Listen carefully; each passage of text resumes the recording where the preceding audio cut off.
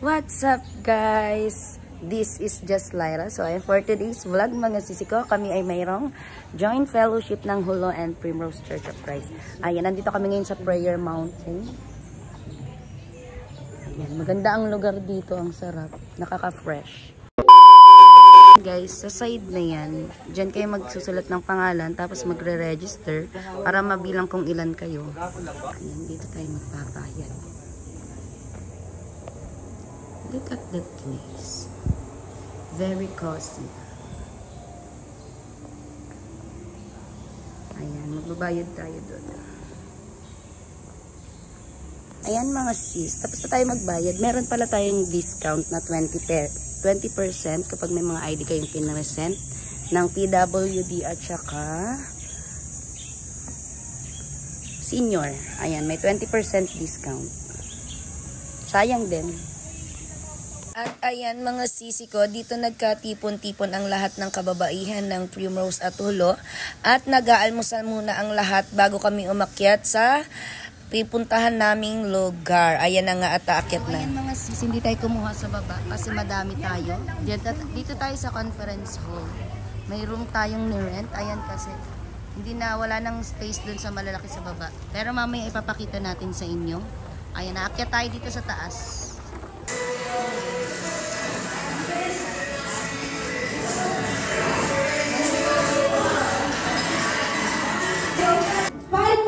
Tumayo muna tayo. Ayan. I am blessed, I am loved, I am a child of God. Okay? I am blessed, I am loved, I am a child of God. I am a child of God. Ayan. So, dahil mataas na po yung energy nyo, inaasahan ko po na mataas din yung energy natin na magpuri sa Panginoon. Sige po. Sa pag-iisa sa umaga, naalala ka, tayo ng pangusap mo. Ayaw kong magkulang ng pangyarihan mo.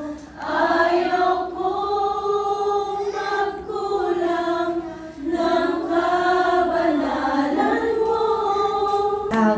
Ayan, sasayaw naman tayo ngayon para naman magising muna tayo para bago tayo mag-umpisa sa lahat ng ating mga gagawin. Ayan, ready na tayong sumayaw. Ilusot natin natin. Ito ay manalangin. Ang manaming Diyos na makapangyarihan sa lahat. Maraming salamat po muli sa araw na ito na kami po ay iningatan nyo. Na nakarating maluwalhati na sa pag-iingat nyo kayo po ang gumabay sa amin. Maraming salamat po. At dalangin po namin sa inyo ang banal sa araw na ito ay patuloy nyo po kami ingatan. Patuloy nyo po kaming samahan sa mga gawain namin ito na kayo lamang po ang aming pupurihin at sasambahin sa Espiritu at katotohanan.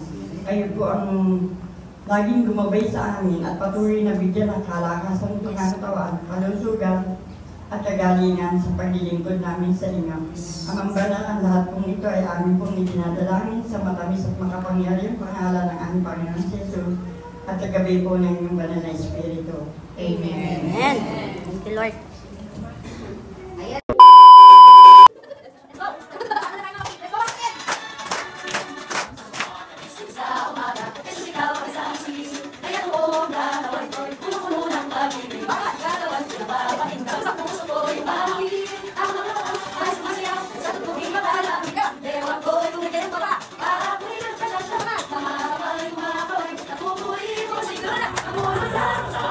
Sumasayaw, sumasayaw, sumasayaw,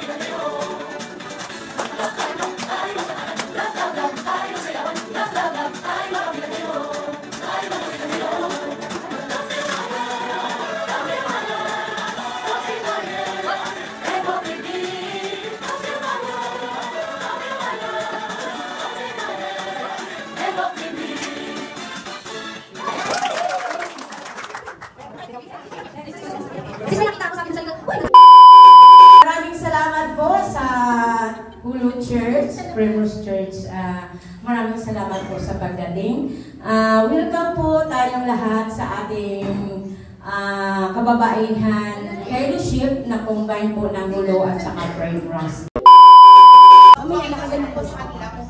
So, meron po dito cups. So, ngayon po, hindi po tayo magkakape. So, gagawin po ninyo is meron po ibang marker.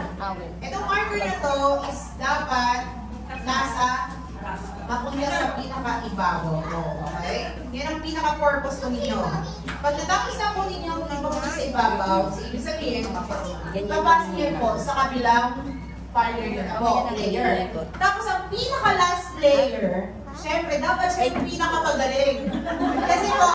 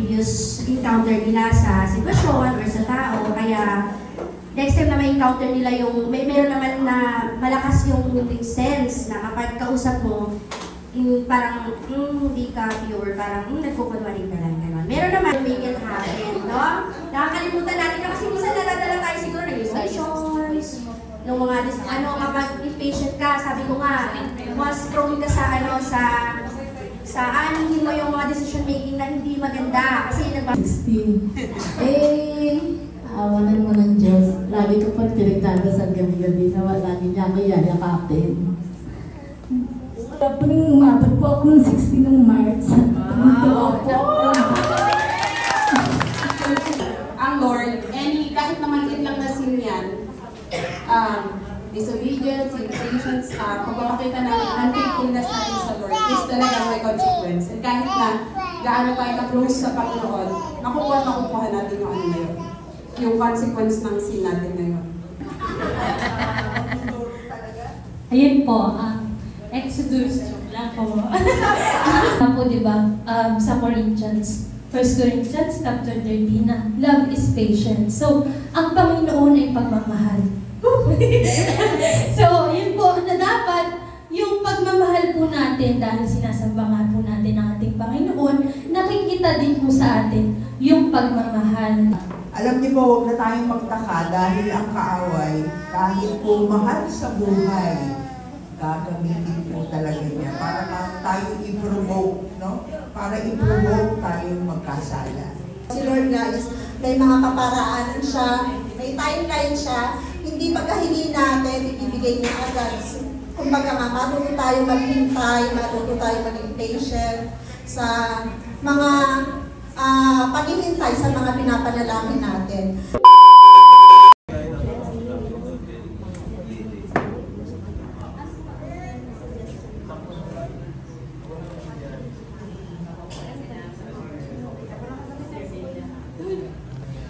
Prayer, Thanksgiving, wala na po. Doon tayo sa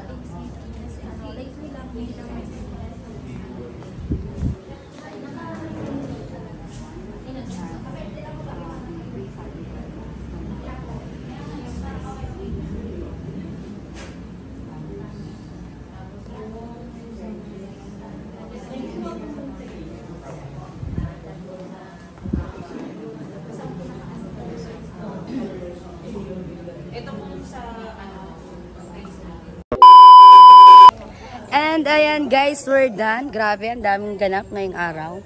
Nag-enjoy ang lahat sa ating joint fellowship ng kababaihan ng Hulo and Primrose.